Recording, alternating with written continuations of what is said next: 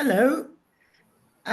Welcome to one more session of the Bridge Writers. So, good morning, good afternoon, good evening, as we generally say, depending on where you are receiving us and watching us. Today in the Bridge Writers, we have our good friend Alexandre Zaslavsky, and here it is. Hello, Alexandre. Hello, Liliana. Hello, Regina, Hi. and everyone. Hi.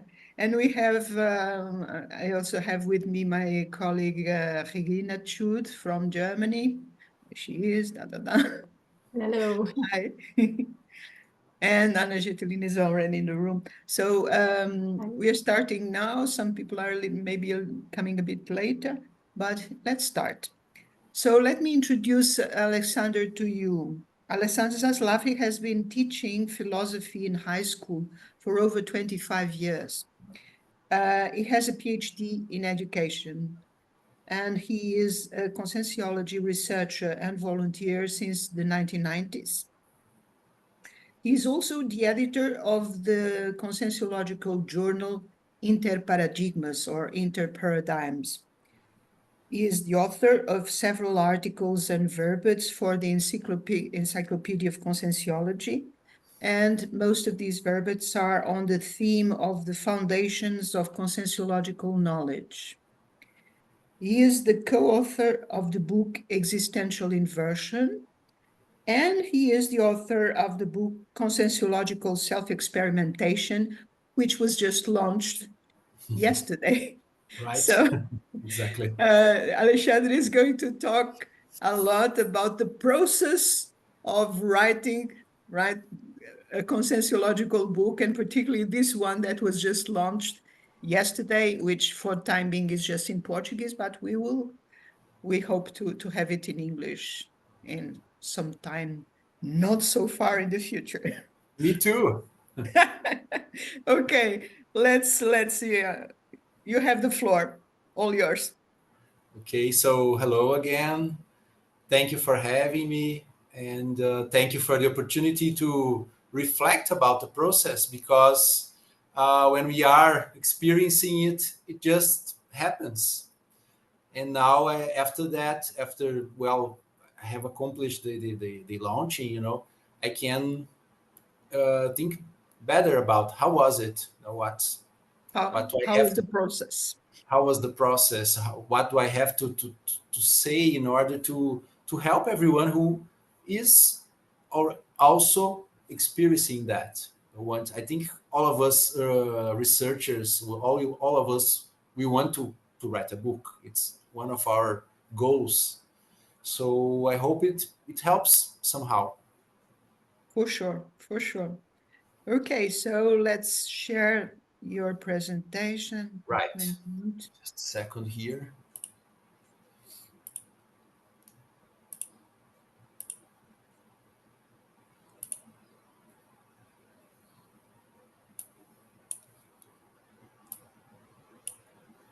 So here we are, the experience of writing a conscientiological book. Let's hear yours. Let's begin. I have some slides to show, and then we can discuss. I think we can discuss it along, perhaps. So okay, so if anyone has any questions, any doubt, anything they want to contribute, we can, yeah? 10 Yeah. moments. I can Okay. see Maricruz already is in the room. Yeah. Hello. Okay, So let's see. I am co-author of one book. It was published in 2011. It's called Existential Inversion. And now I am also the single author of a book called Conscientiological Self-Experimentation, as Liliana just said. Both experiences were very different regarding a collective versus a single authorship. I think that's the main difference. The collective authorship, it brings some challenges because that fact, you need to write cooperatively with other authors. And a single authorship, you have to deal with yourself and your multidimensionality, let's say that. Mhm. But they had similarities concerning the process of choosing the topic and reviewing the book. This is my experience of single authorship. That's what I am going to talk about today. It could be replicated, but is not mandatory. I suppose there can be different experiences of writing a book, probably. Mhm. Surely there are other ways of doing it, but And I was thinking, and we were discussing before, that probably every time you write a new book, it's going to be slightly different because there's different subjects and involved, and intraphysically and extraphysically, there are probably differences, right? Which is not only yeah, natural. we It's are, like, for sorry, example, more veteran authors. That's the difference between the first book and the second book, and this they yeah, have different challenges. yeah. Well, so a little bit about my background, because I would like to explain, a bit why that subject. I Mhm. think this is an important issue. Indeed. So my academic background is an undergraduate degree in philosophy and a graduate degree in education. I chose more practical career, I would say. Uh, I'll keep reading and commenting. I have been working as a philosophy teacher mostly in high school, what has provided a lot of practical experiences concerning social, emotional, and parapsychic traits besides the intellectual one. So that's a choice I made when I was during that undergraduation course. I was a young teenager, and I needed to choose between a researcher career, and in that situation, I would study more philosophy or a career in teaching. And so I would study psychology, pedagogy, other disciplines, and I chose the second. Mhm. I was already aware I should, my proaxis, I should be practical. Even I like theories, I like philosophy, history, and so on, but I should always remember to be practical. It's an interesting thing we discussed some time ago, that we had kind of similar approach, because I Yeah, also studied philosophy, but I also led a very practical life, so to yeah, speak. yeah. So we can conjugate intellectuality with practicity, I suppose, which Yeah, I is think this is a good thing to this have. is the main point, to conjugate those. Yeah, exactly.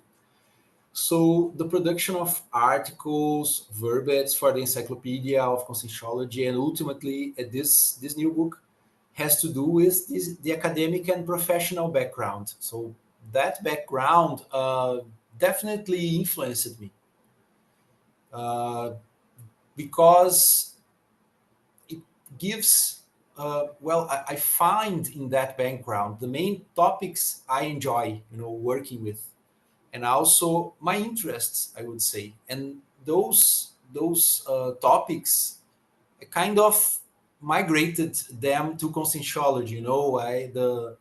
I brought both context closer. I think this is related also to the journal Interparadigms, this Yeah. movement of making dialogues between Can you paradigms. tell us a little bit about the Journal of Interparadigm, so that people know what it's all about? I think it's very Yeah, important. sure, of course.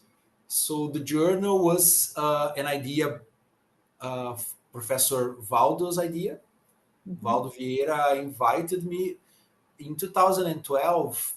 There were approximately 16 volunteers in Foz do Iguaçu that already had a PhD degree. So he knew that, and then he asked to call me and propose to make this new journal for this audience, this public. The fact that some researchers had already this kind of academic training, it brought like the possibility of a new approach, producing new research and texts that would use all that training, but for the benefit of conscientiology, to help Exactly, because develop we it. are offering, conscientiology is offering a new paradigm, which contrasts with the conventional paradigm of the what we generally call mainstream or conventional sciences, right? And it's interesting to see this how one thing connects with the other or not, and have these discussions, Yeah, and to build in a really, we are in conscientiology, we are building a science. That's what we are interested in. We are not interested in religion. We are not interested in mysticism. We are building a science, but which is a science that is multidimensional and has certain characteristics. So founding the foundation of the science in itself, and you discuss all these things, methods, techniques. Why is it that this is a science? Why is it that it's different from the other sciences? So you are founding all that with this journal and the texts yes, in it, the articles in it. It's yeah. very important for us. All of us are founding it, but I Yeah. guess this is the main task of the team there, to work in that way. Exactly. And it was that also that led you to just en passant to organizing recently, which was this year, the first International Congress of Conscientiology, right?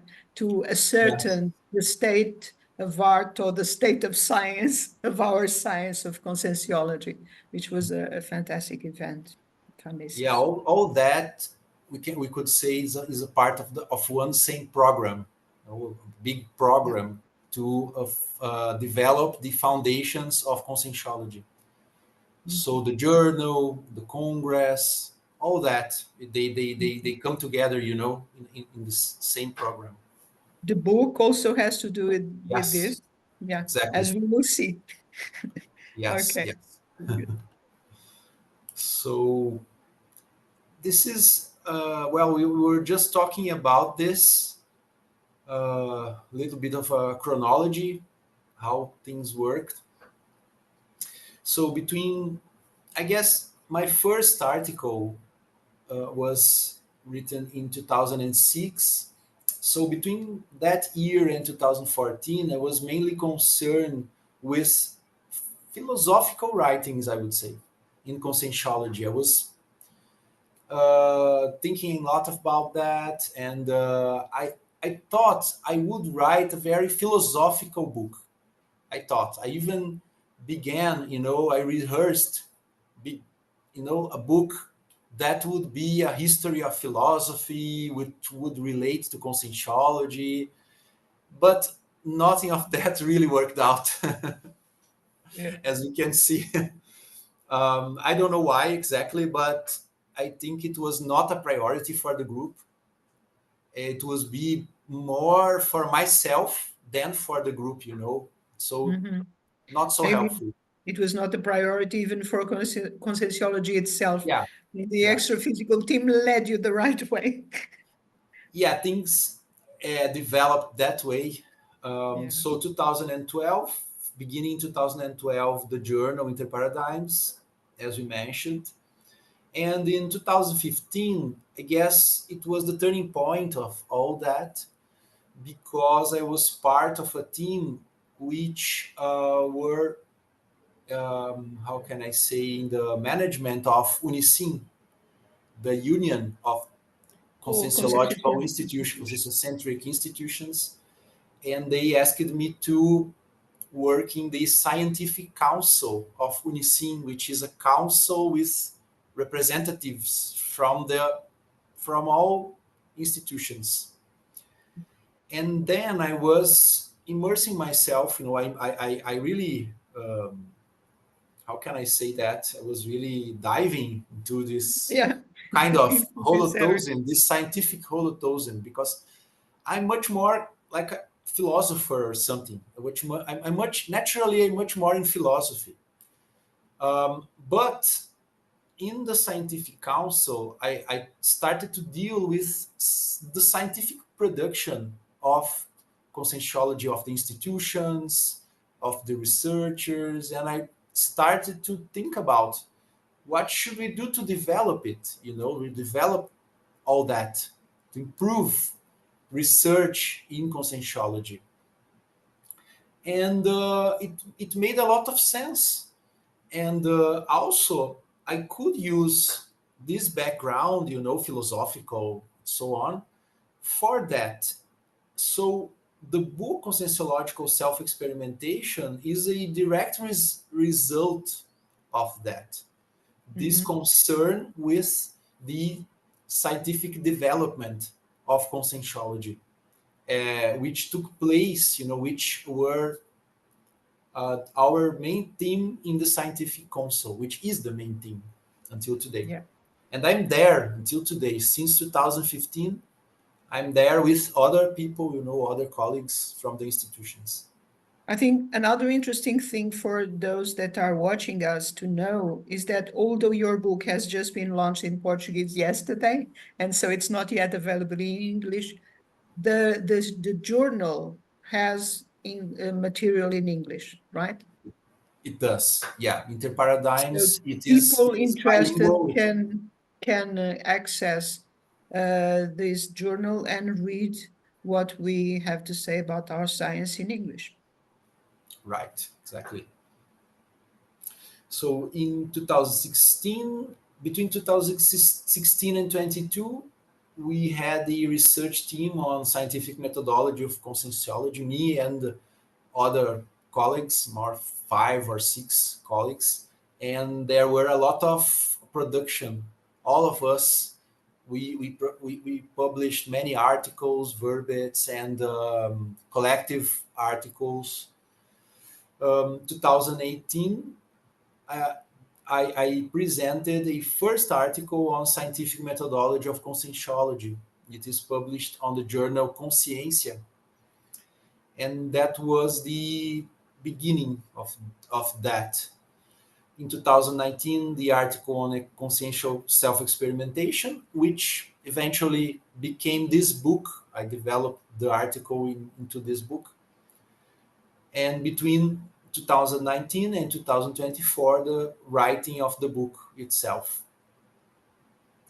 So this is the chronology, how this book, what's the context where the book came from.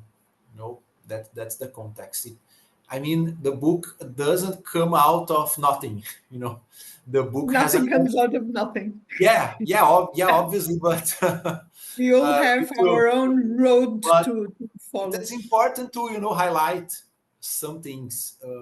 I think people want to write a book, and perhaps they don't make this kind of connections. The book you're writing probably is connected to your bigger context. To your life, to your interest, to your individual proaxis, because we have an individual proaxis or existential program and a maxi proaxis, right? And the maxi, and it's all interconnected. And sometimes only after a few years, when you look back, you start understanding some things, how things were connected, and you didn't realize in the beginning, right? Well, so about the book specifically, I thought about 3 different approaches. Before the book, how did I choose a topic for that book? Writing the book itself, how was it? And after sending to the publisher and reviewing the book, this was a different process, and it needs to be taken seriously. This third part. Okay, so choosing a theme. The theme, conscientiological self-experimentation, is broadly and indirectly connected to my philosophical tendency. It is connected, but not so much. Initially, I tried to begin some philosophical book projects, mainly about epistemology and conscientiology, but none of them worked out. They worked well. They have they resulted in articles, some articles, and some of them are published in the Interparadigms Journal, and a few verbets, but not in a book. They didn't result in a proper book. Mm-hmm. Had a sort of practical turn in my profession since after an undergraduate degree in philosophy, I developed a career in high school teaching and got degrees in education. So despite a kind of theoretical background, all my career, all my life, they are it is actually driven. It points to practice. Mm-hmm. So when I was invited to coordinate a scientific council of Unicim, a representative organism, all that seemed to come together, right? So in January 2016, I had an experiment at the Serenarium laboratory. I think Regina already did it, didn't you? In the Serenarium. I don't know if you did I in the. have not yet done it. I want to. Can you explain briefly what a Yeah, serenarium is for those that don't know? yeah, sure. So in the conscientiological campi, there are some buildings where we can make experiments, conscientiological experiments. There are many of them. For Many labs. example, here in SEAEC, we Mhm. have more than, I think, 15 or 16 laboratories or even more. So you could go and, Each one for a different technique. Yeah. yeah, you go there, each one for a different technique. For example, you could go to the vibrational state laboratory, go there and just try to, Just work with test the energy. yourself doing vibrational states. You and And the extra physical team, which helps you a lot. sure, always the extra physical team. So Serenarium is a different kind of lab because you stay there for 72 hours. You stay there for 3 entire days, You exactly three sleep days, there, 72 you hours. eat there. Yes, it's a small apartment, we could say, a small house, better, Mhm. small house, and it has two parts. It has a, how can I say, it's has like the actual apartment with the small kitchen, a bathroom, and an office. But there's the bigger chamber, the bigger Yeah. chamber.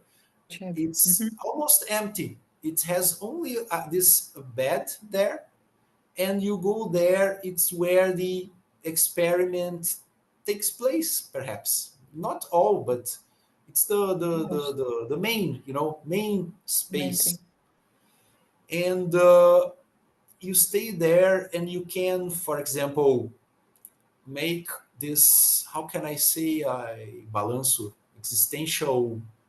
Existential assessment. You do an assessment of your life. Yeah, of your You life, think of your about it. existential program, Yeah. how am I going in my existential program? What should I improve? Am I, in the main focus or not? Mhm. So you state it's a We very always have these questions. Am I optimized. doing it or not? Right? Yeah, The what's my existential priority from now question. on? And it's 3 days, only you and the helpers, and it's a very optimized holotosing. To I had I had already three times I've been there, and each one of them, it has had very important effect on what I do. Mhm.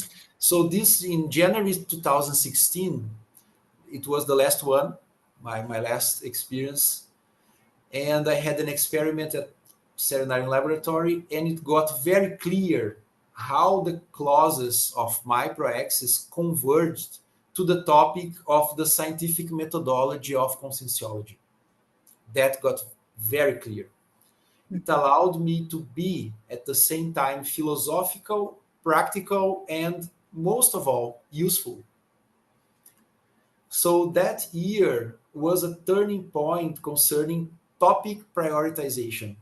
It was all about scientific methodology of consciousness research. Even in my job, I could develop a research project about the general theme. So at that time, I was kind of divided between two lines of action in my life. You know, my research and my job.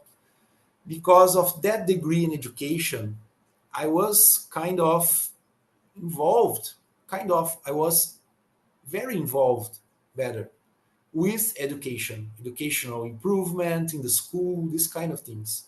And I didn't want to, leave it because of that degree. I felt responsible for that. It's an important thing. I think no one doubts it. It's important. Yeah. But on the other hand, I was committed with the scientific development of conscientiology and divided my energy in two. So I went to the lab with that in mind. What should I do? Well, should I keep on like that? Should I choose one of those? And it got during the experiment, it got very clear that there were other people to work with education, to improve education.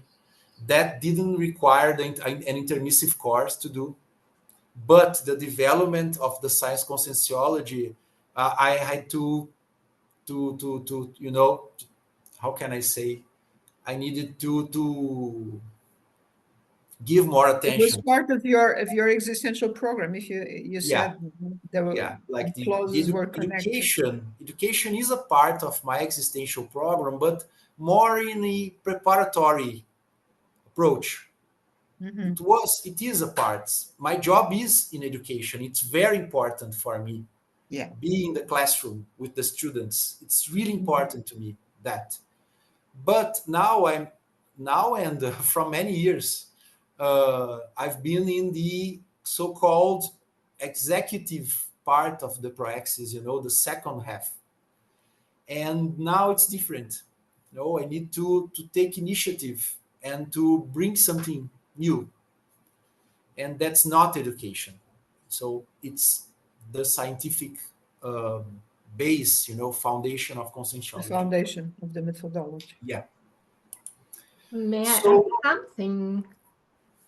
yes, When you were talking, it came to my mind that when you are writing about self-research, right, and how to do it, it's also educational, isn't it? What do you think? yes, yeah, it makes sense. Right, it's another way of standing in front of students and talking to them, but it's educational as well. And that's Yes, great, you know? They're interconnected, It's but the it's main more it's more intertwined, right? This need to develop the science by teaching others how to contribute to the development, I thought, you know? I guess it was more like a paradigmatic choice because that's in the consciential paradigm now, the main focus. But it is yeah. still education, sure. And Yeah. I think with that book will require a lot of teaching, uh, Mm-hmm. in Mm-hmm. order to explain the content of it. Mm. So So you would make a I hope, difference, you would probably make a difference between education. When you're talking about education, you mean the formal education more like yeah, that. yeah, His And job, yeah, the and job. with this book, it's more like the what we talk about re-education probably, right? In the conscientiological sense. Not so much. Yeah. exactly. Good, very well put. That's right.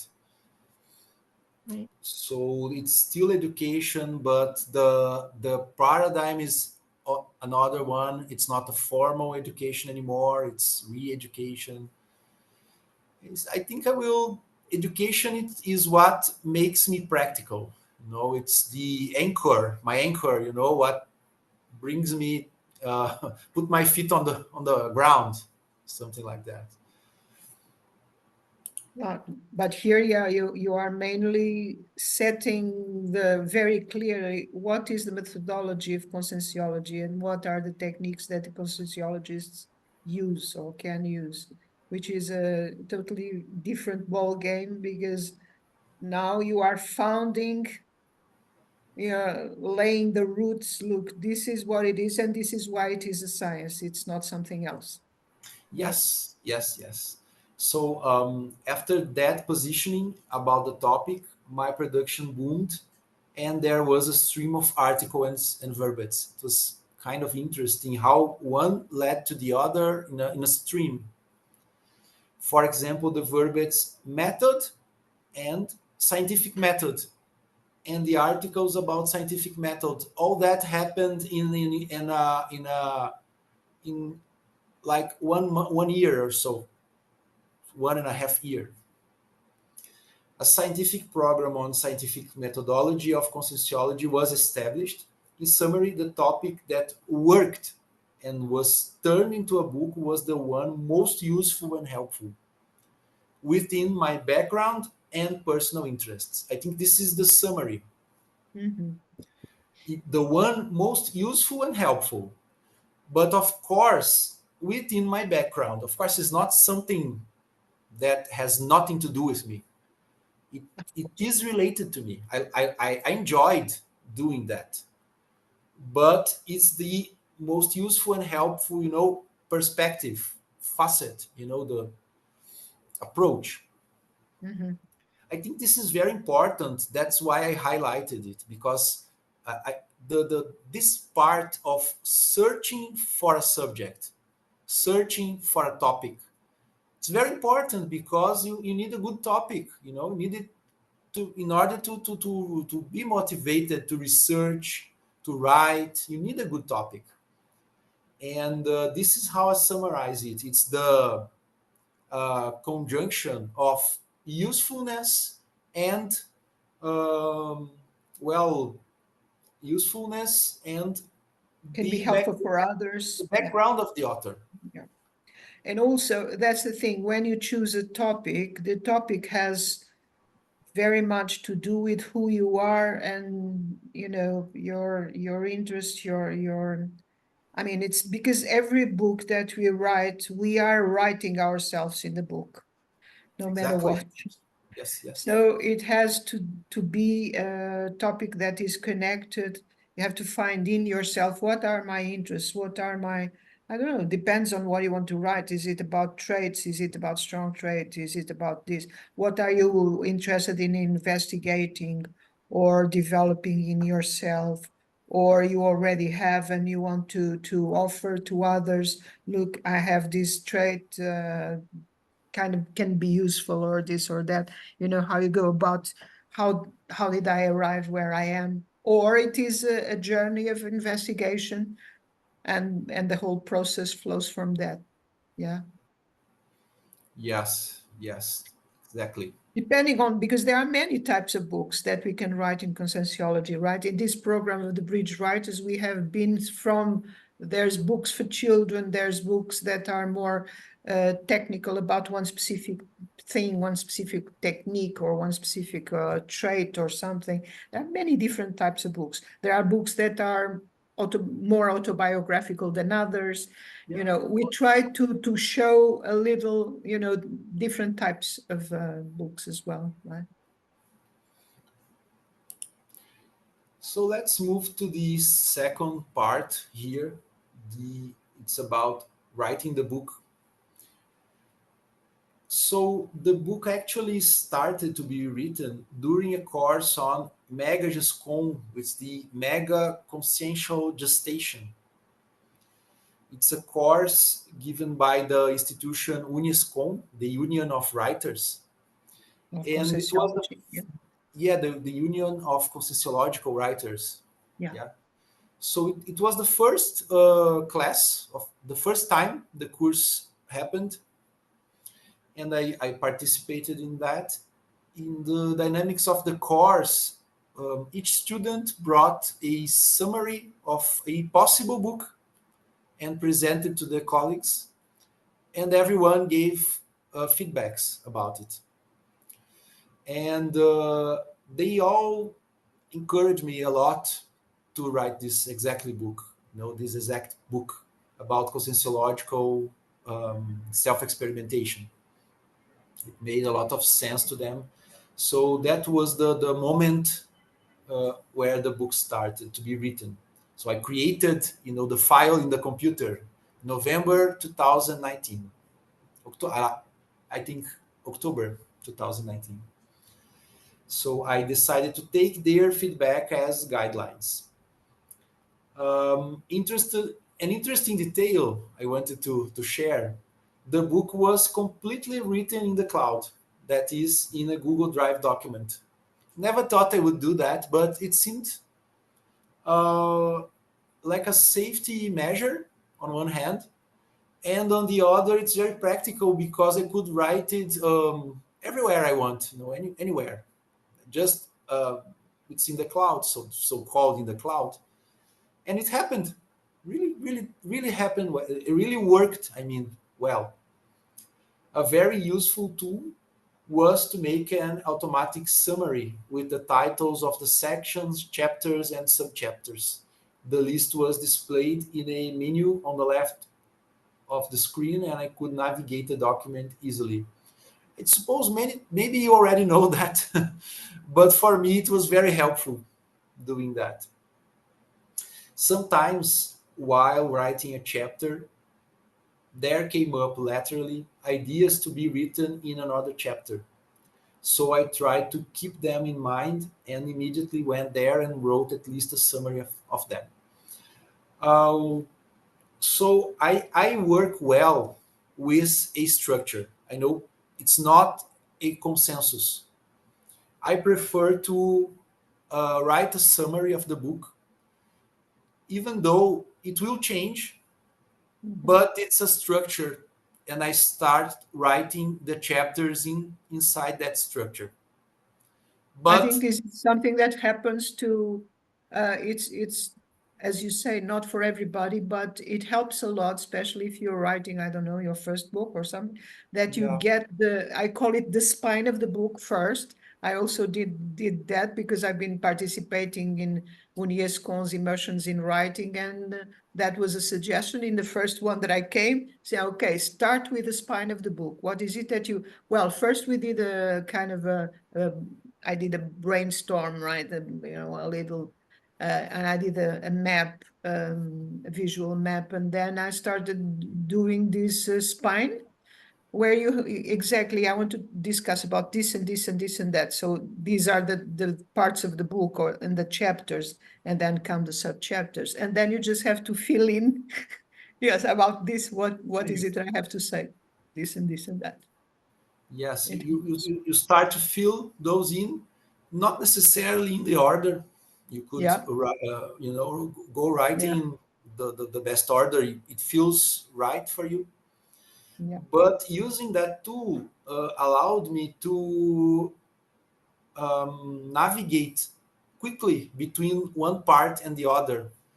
I think when I use an app, like a regular one, like Word or other, it's kind of difficult to navigate inside the document. It's sometimes you don't find the exact place you want to go or something like that. And working like this in the cloud, I found it much easier to do that. And I usually work with two monitors. I'm used to that. So in one screen, I was writing, and in the other screen, I did researches. I needed to do in that moment. So I don't need to close, one window in order to open another one. I have to That helps. Yeah. working. It is helpful. It is Yeah. helpful. Okay. So the process of writing the book had its ups and downs. It wasn't all a sea of roses. So it was not like a smooth, regular process. It had ups and downs. For example, during the COVID-19 pandemic, the book developed a lot. Of course, I needed to stay at home, and that allowed me to write more. So This also, COVID-19 pandemic was useful for certain things. it was, One of them but was for focus. it is already proven that during that period, the scientific production in the world increased. Uh-huh. Yeah, See, yeah, yes, because you had to stay at home, sitting, doing what? Writing, probably writing, reading, and yeah, studying. yeah, This focusing. also this also happened during a 1 month professional leave that I took.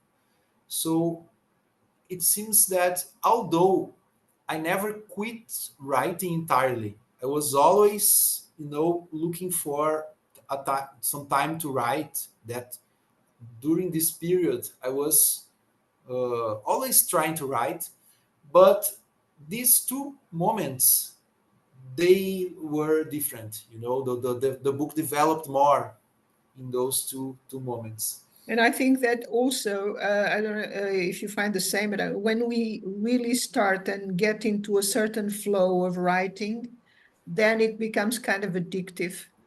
You It want to does. return to it every day. Yes, it does.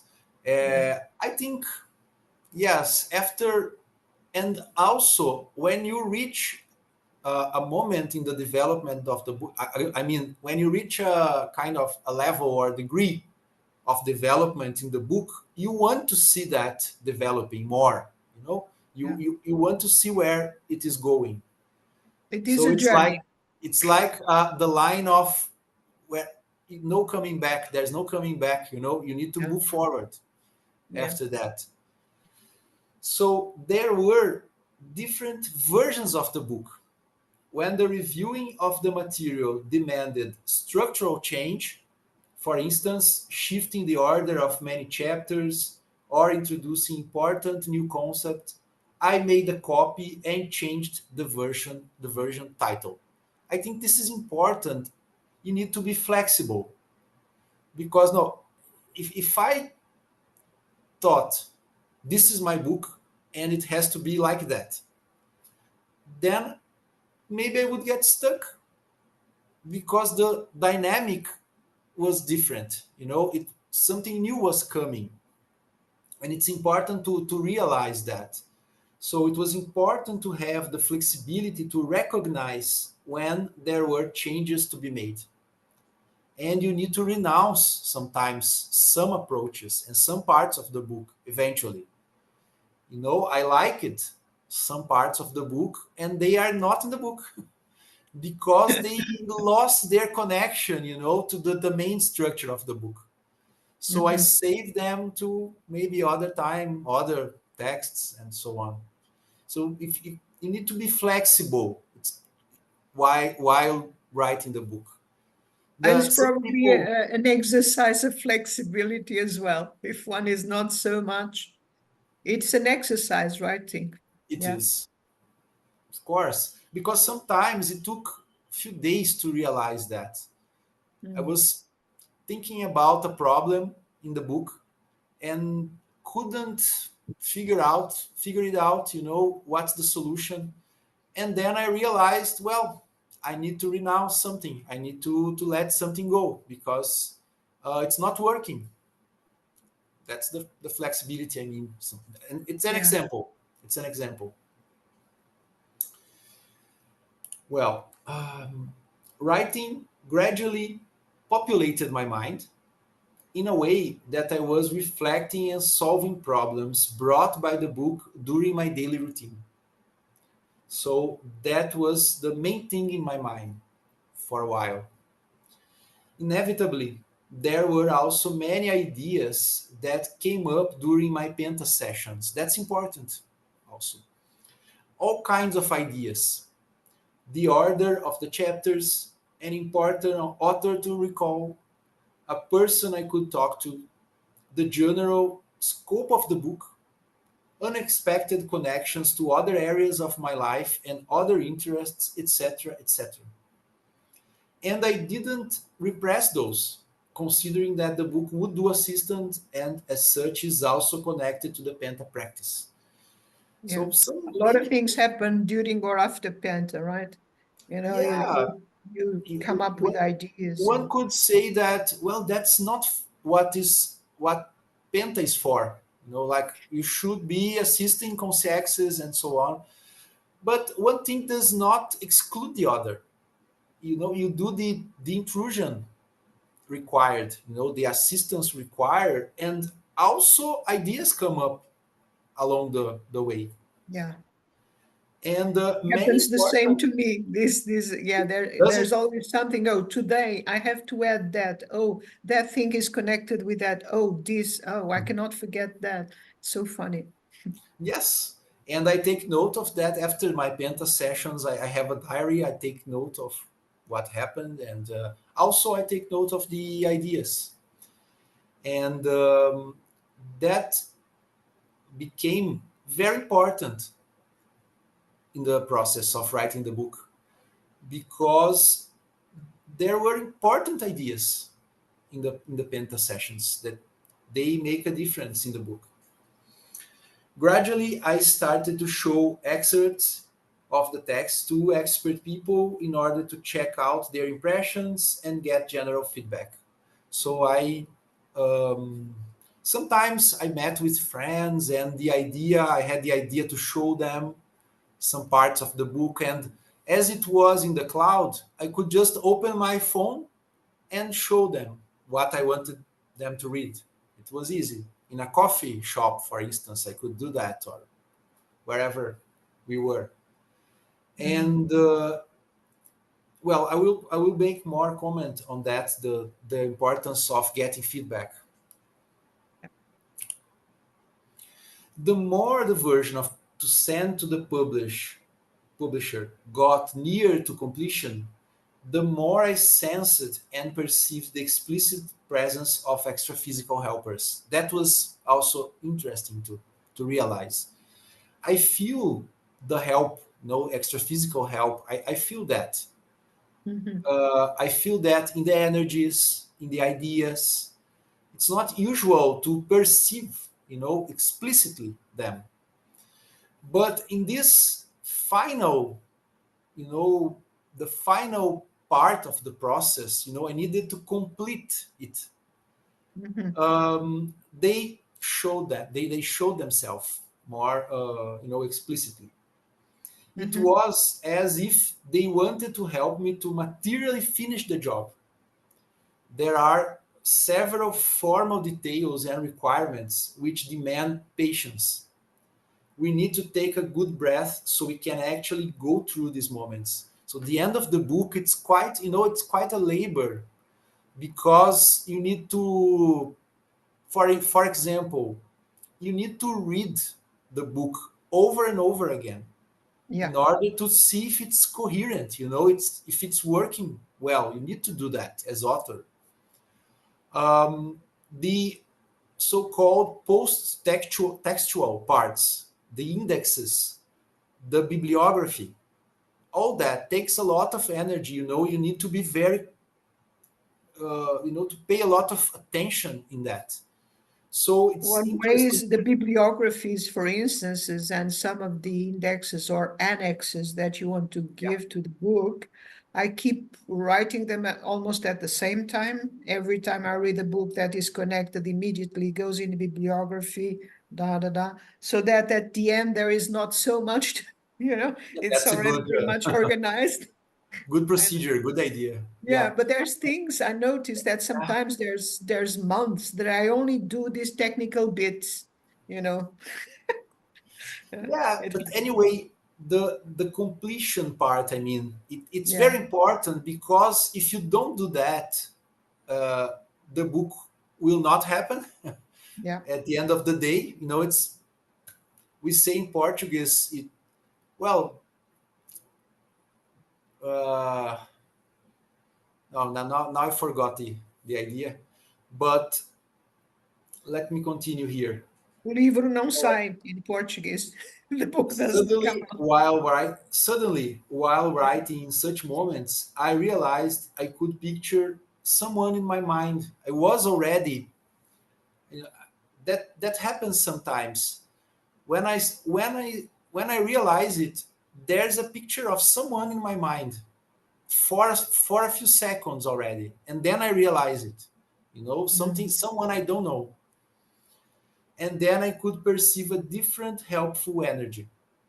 So basically, and some of those, mostly I didn't know them, but some I could even recognize as helpers of the conscientiological community. Say they are already, they have a name or something, a nickname or something. Some I could identify. Okay.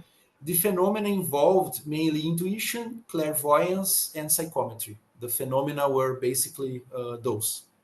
Mhm. So I'll pass to the third part of this reflection. It's reviewing the book. I sent the book to the publisher in June 2023 and got the acceptance term the following August. It took about 90 days or so, or That was around that. fast. Yeah. The acceptance only mean it's accepted, but nothing more. Just The that. term, yeah, the publisher is willing to publish it, so Yeah. they accept it to be published, but it's not ready at all. Mhm. The term already had some suggestions which I took in.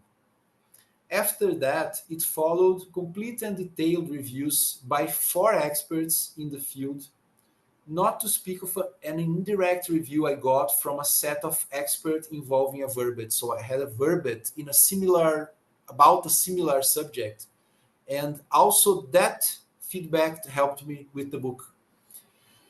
That set of reviews led to several conceptual and formal improvements, which eventually made the book a lot better and also increased its length by 1/3. So last January, 2004 January, I had this school vacation, school holidays. We have that in Brazil. So this massive job of reviewing was concentrated in this period. Uh, and I really could see, and I really could understand the importance of feedbacks, of reviewers, really good reviewers, because the book would not be what it is if it was not, those reviews didn't happen. Mhm. Absolutely not. It's a lot better. It's a lot better, because of those reviews. Which is something that many of us are not yet used to it, so we need to No, get I'm our saying head because of that. Yes, get our heads ready I for want to that. highlight it because Yeah. value. You need to value the Yeah. reviewers. The reviews you. But I'll explain. I'll talk a bit more now. Mhm. The review of the book took exactly 14 months, from August 2023 to October 2024, and November it was printed. After all that reviewing, we needed to make 2 printed samples of the book. It's not usual. The usual is only one because it Yeah. changed so much. So the editor asked a second sample so we could review it in print. I took this principle. If someone didn't understand something, then they represented an audience that could possibly have this very same difficulty. That's the principle. Not, oh, if they don't understand it, they didn't read it well, for example. I could think like that. No, if they didn't understand it, then I need to explain it better. In other words, it's here. That is, if someone didn't understand something, then it was up to me to explain it better. That's the principle. So that's how the book developed after the feedbacks, because I took this principle. I took everything, they ask it. I tried to do something about it, like make it better, explain it better. For example, some illustrations I put in the book, I developed because of that, in order to show it, show what does it mean. So I'll try to explain in an illustration. Okay. Having many reviews was very important, but the attitude of valuing these reviews was also necessary.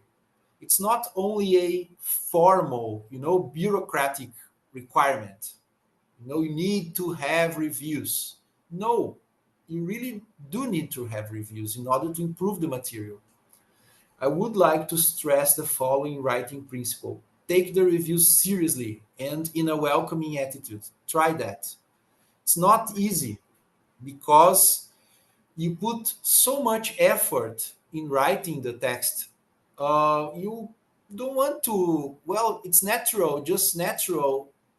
You want it to be welcomed as it is. But it's not what will happen. You need to improve even more the text. The reviews qualify the book in a way I could not have done by myself alone. It's a fact. Mm-hmm. I feel really grateful to all the reviewers. The importance of receiving criticism is once again proven. Okay? So, my final remarks, the experience of writing a conscientiological book has been so rich and full of unexpected recycling turns. The phase of after the book launch is only now beginning. The launch was yesterday. The post-facing is only now beginning. Yeah. Yeah, but in a way, I think it began when the printed book arrived here in the beginning of the month. I think it was November the 6th. So a few weeks already passed. And I can feel there's a new face, the face of, the book, the work the book brings. What's the work the book will bring me? So that's the new face. But since the printed books arrived and started to be sold, I can see that the recycling flow has intensified. For example, I wrote something and I need to be coherent with that. So, of course, my practice regarding what's in the book, it's not 100% in everything. It's not. I think it will not be 100%, but I need to improve that. Mm-hmm. And the book, I didn't talk about the content of the book. I think it's not even the purpose, but the book has four sections, 4 parts. Okay. The last part, I called it philosophy of conscientiological self-experimentation, but it's not philosophical like history of philosophy and what the philosophers would say. It's not that. It's the essence. What does it mean to the consciousness, self-experimentation? And I think that is what is mostly how can I say? I think that's what I am experiencing now. Mm-hmm. The kind of recycling, because it's not compatible with self-experimentation. It's not compatible to have some believer attitude. It's not compatible. Somewhat, And sorry. to believe, believing Belief. something. Yeah. And so the book seems to point out more sharply what I still believe, something Mm-hmm. like that. The very holotosing of the book does that. Mm-hmm. I think that one of the things that we can ask ourselves or investigate in ourselves is because there is this tendency of human beings in general to have this need, a need for belief in something. It can be many different things. Well, from our past history, past lives, historiography, holobiography, we have believed in many different ideas. We've been through many different positions, religions, this and that. Now we are in a totally different frame of mind, but some of us may still think of science as a belief in science. I don't know. This is another belief. But Maybe, that's a is it? contradiction, isn't it? Because Exactly. science, well, it's not made of beliefs. It's made of experiences. It's made of, Yeah. you need to test reality. You need to Experimentation. build knowledge, Yeah. experiment, and so on. And one thing is to say that theoretically, but another thing is to really experience it. For example, the relationship with multidimensionality. Uh, Along history, it's basically a dependent relationship. There's some sort of authority, and you are a subject to that authority, whatever it is. And when you talk about building knowledge based on self-experimentation, there's no such thing. There's not. It's nothing to do with authority. Authority exists, but it's not the role of authority to dictate knowledge.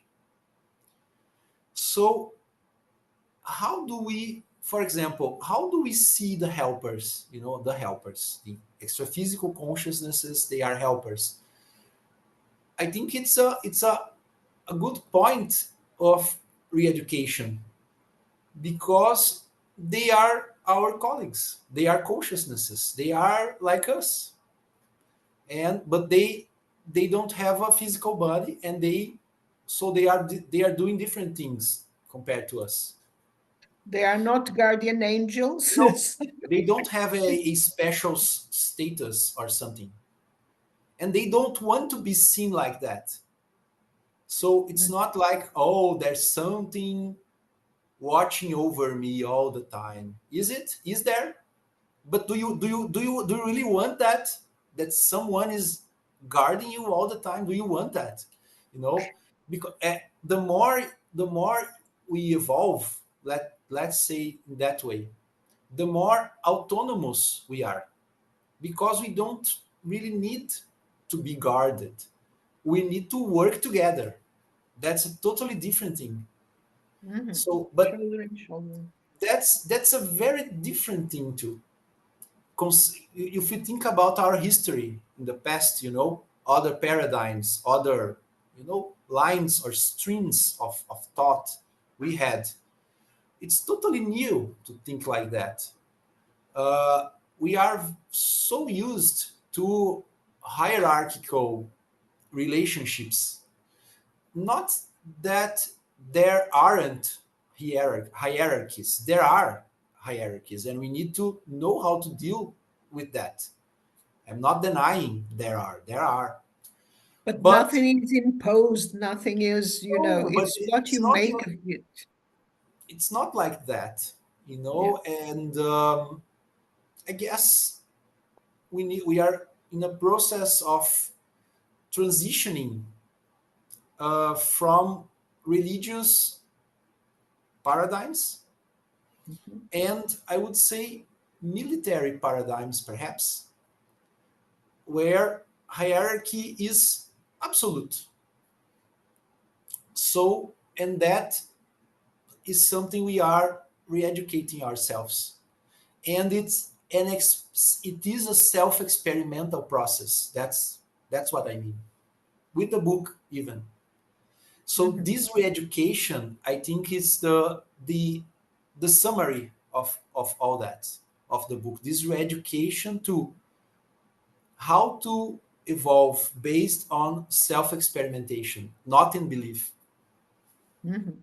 Yeah, It's possible. totally. It's challenging because there's a lot to recycle. Mhm. Indeed. So, well, I think it's the final slide here. So just end this one. Um, the consciential gestation is an evolutive technique in which the author offers what they most need to have in order to evolve. So the book is expected to do a job for the author of improving and increasing evolutionary opportunities. So this is the consciential gestation technique. It's a technique. We write what we need some way. We write what we It's need, the same. There's first of there's a, all. a parallel there, or more than it than parallel. That when we teach, my father used to say, we teach what we need to learn. Yeah, yeah, that's the same. Exactly. Some of things, yes. Are we fulfilling 100% of this that we Yeah, are teaching? Are we doing it? And here is the same. Well, when you write, am I fulfilling all this? Am I doing all that? Here is and that's more experimentation needed and everyday experiences, and see how it goes, I that's think. right. And that's it. Very Thank good. you. Thank you so much. And okay, so in this post factum, as they call it now, this that is happening, this phase that you are now after publishing the book, how does it feel? Well, it feels well. I feel satisfied with the book. I look at the book and I think it's good. It's something well done. It has new subjects. They are. I see developments to that, but the the publishing house, the editaris, they helped me to improve it, and it's like polished. So I'm satisfied with the material. Mhm. I feel relieved, because I Job accomplished it. done. Yes, Job. it's there, and but I don't feel like euphoric. I don't feel like that. I don't, because I think I'm more curious about what will happen next. Yeah.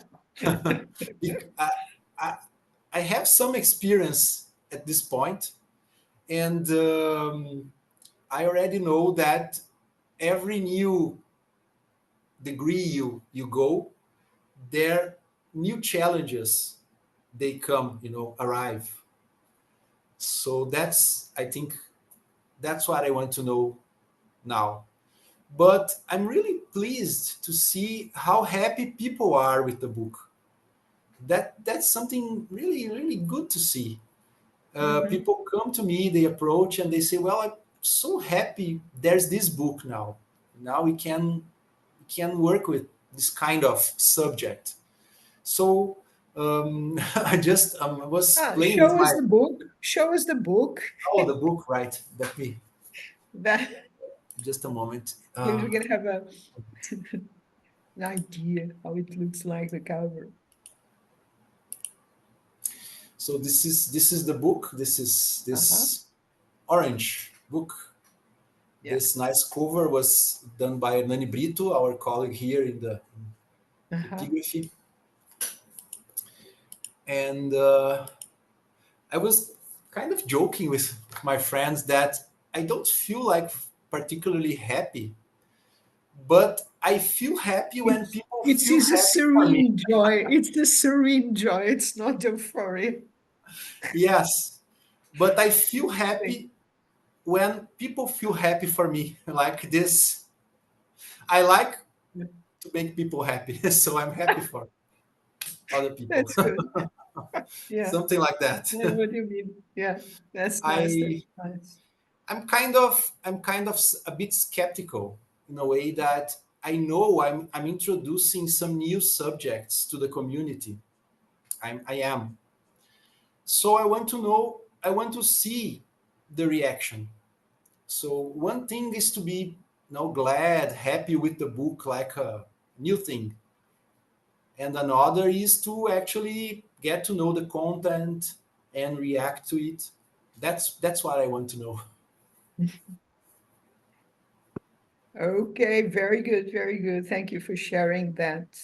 It's important for us to know, as future writers, all these steps of building a book, so to speak, the construction, which probably, as we were saying, will be different from book to book, from author to author, but some things will be similar to all of us, going through the experience of writing our mind about these things, our subjects.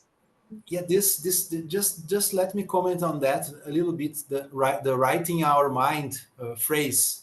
I think this is the main motivation we have to express your consciousness. That's what we try to do. It's how can you say, rewarding, so good to do that. Yeah, I think there's the feeling, okay, that you manage to deliver what it is that is. All of us, we have our particularities, what I call our uniqueness, and we came with the purpose of delivering, so to speak, this uniqueness that in our case has to do with conscientiology. And once you are actually in the process of doing it, either by giving classes or even more by writing a book, there's this feeling, okay, I'm fulfilling this thing. Okay, this, I was supposed to do this and I'm doing it. And that's, Yeah. rewarding with that. I think Anna has a comment or question. Oh, sorry. Yeah, Please go on. okay. I wanted only to make a comment and a questioning to Alexandre, because about the time. You told us that you don't have a regularity to write, but do you follow some schedule, or how do you manage your time? Because as I knew, you are always writing, because you have many things already written. So do you have some schedule that you follow? Because you have a profession and you have your own life. You have we have our health to take care, and we have many scene requires. So how do you manage your time to commit all these tasks and writing? And besides all of this, writing, do you follow some schedule, or how do you manage your time and to have time to write? Right. It's Well, always thank something you. that we want to know. Yeah. Thank you for this question. I wouldn't say I don't write regularly. I write regularly. I write in a daily basis. I write every day, but not in a no rigid schedule.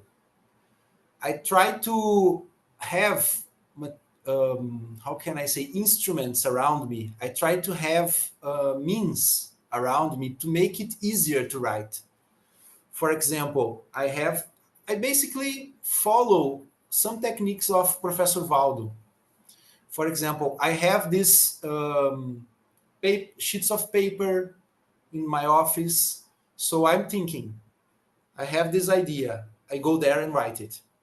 I don't delay it, I go. If I can, I go immediately. I go there and write it. I put a title in the top of the page. I try to summarize the idea right there. I put a title, I write a title. I like to write the date in the right upper corner. And then I write in topics the idea. If I can do it in one page, is good. But sometimes I need to go on in more than one page. So I put numbers. After I finish writing the idea, I how do you say this thing when you You staple it together. You stick? staple the. I stick them together. I don't know the Staple, name in yeah. English of that. It's staple. Sticker. Staple. Staple. Okay. This. So I like to writing by hand. I like writing by hand still. I don't like to write new ideas in the computer. I don't. And then I organize these papers, these sheets of paper in pastas. What's the name of that? In folders. Folders. So it's You do your basically filing. I pile them and so on. So I have this routine of researching and writing. This is something that goes across my life. It's not something that I need to stop and do it. I have the routine of doing research in my mind all the time.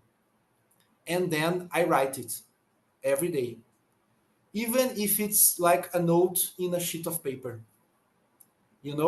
So it's very important, although I don't have this rigid schedule, but it's very important, and I use this expression to keep the machine working.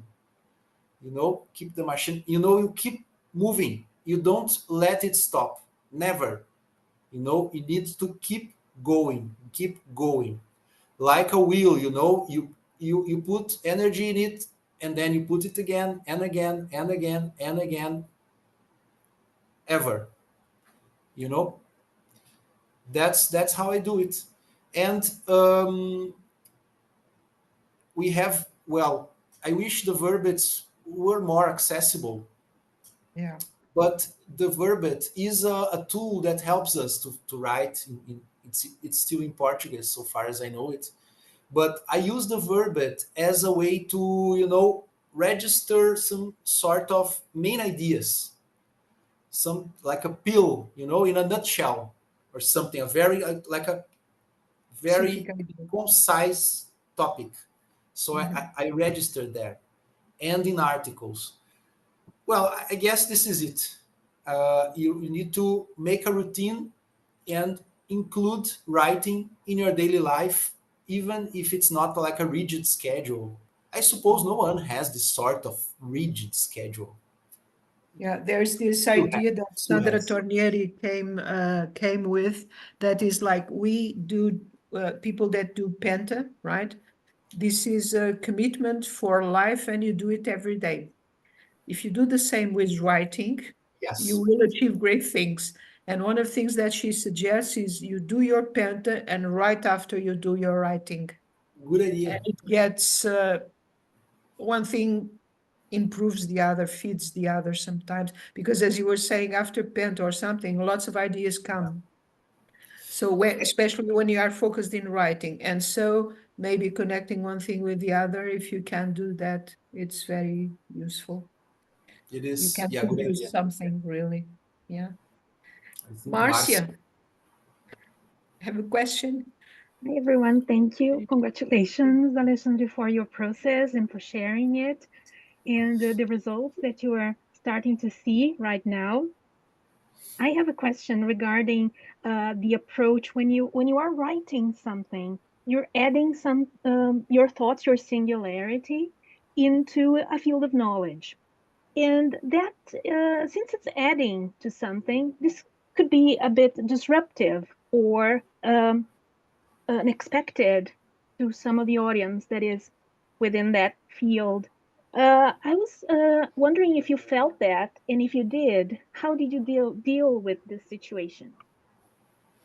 Yes, I felt that, and I think this is very important. The disruptive elements of ideas. I think this has to do with the uniqueness Liliana was just mentioning. So I follow this principle. It's kind of similar to that principle I used in the book. If I have something difficult I want to say, I need to explain it very well. like I need to analyze it in parts, and I try not to be worried about it. I try not to be like anxious about it. I treat it in a neutral stance, you know, neutral attitude. It's something I want to help with. I don't want to, you know, protest. I want to help. I want to clarify. I want to make a clarification task with that. So when you use your singularity and your ideas, like these unique ideas uh, that may be disruptive in comparison with what's the mainstream,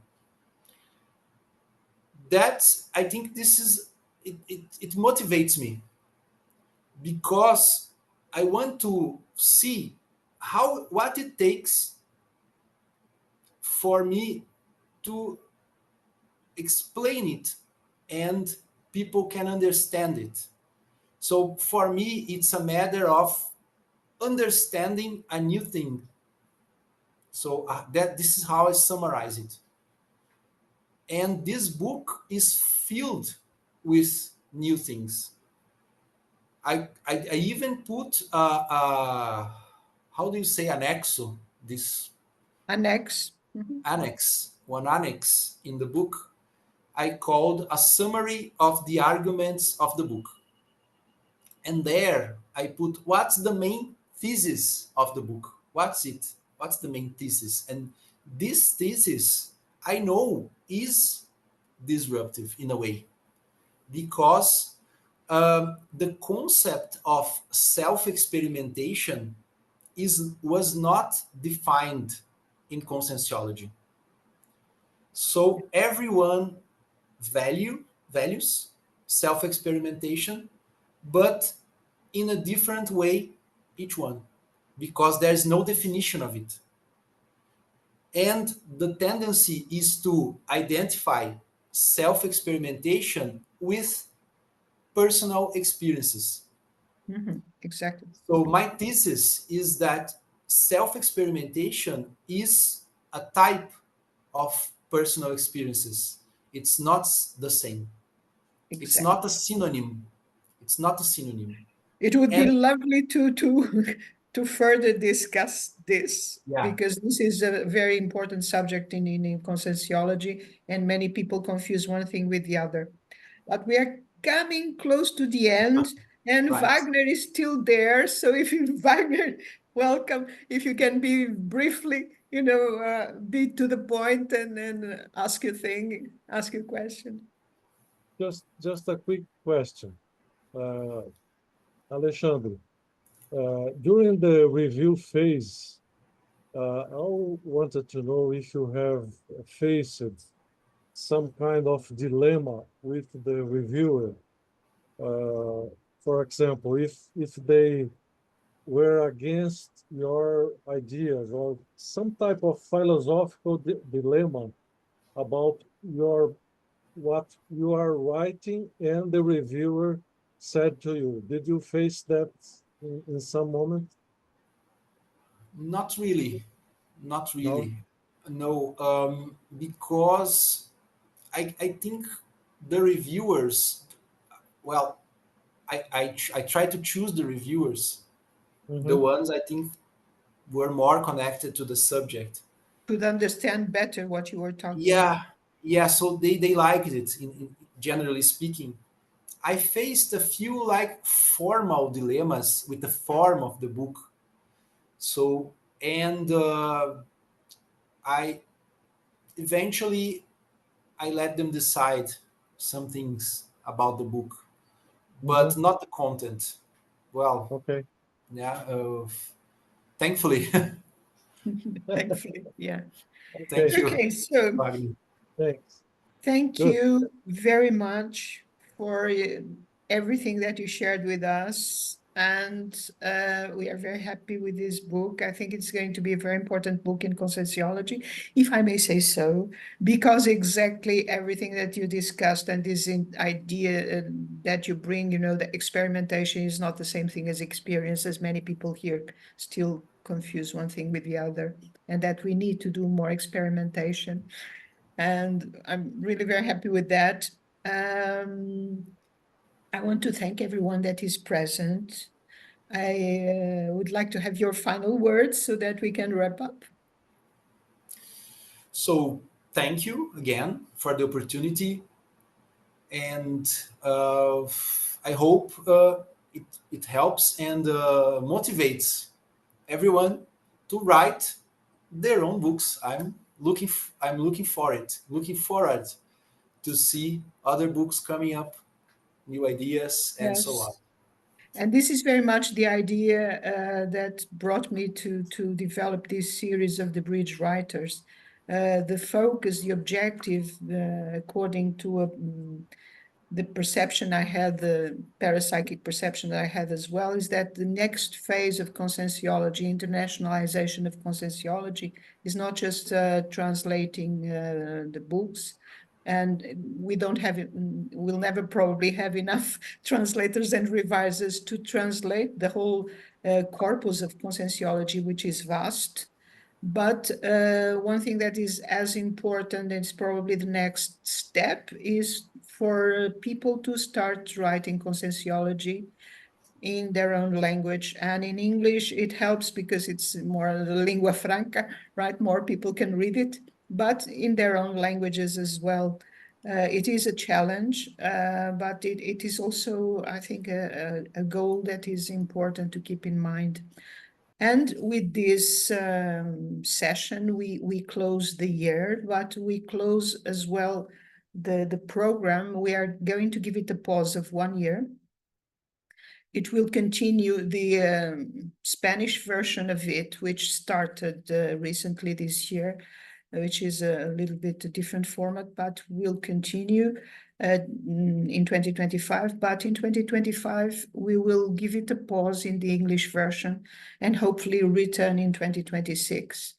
The idea mainly is because we want to produce more books and translations and revisions in 2025 are of the essence. We need to put more books out.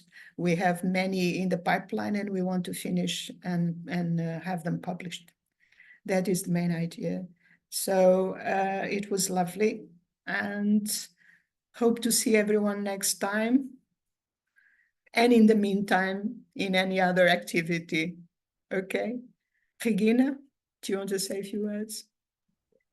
Well, I just also want to thank you. You guys were here with us from time to time again, and I'm happy that you came here this time as well.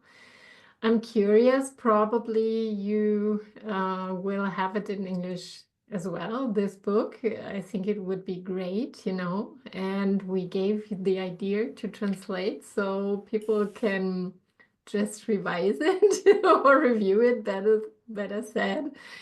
And yeah, so let's see what comes next. And yeah, as Lily said, I think writing in different languages is really important because we could not